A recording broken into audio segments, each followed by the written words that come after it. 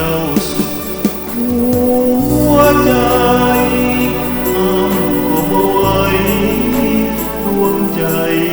ยึดมั่นขอน้อมจงโปรดเถิดหลวงศิวันอย่าได้แบ่งสรรประหารอด้วยประเพณี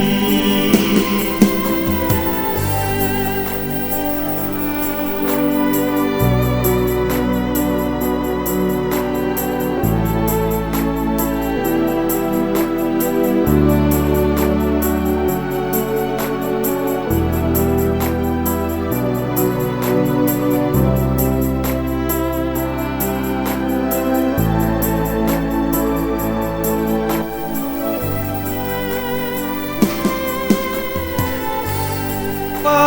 อยู่สูงดินต่ำนั้นจริงโอ้ยอดหญิงอายใครผู้ดีจนมีเขาจำเป็นเหลือให้สาวเศร้ารักกันหากเจ้าสุดหัวใจ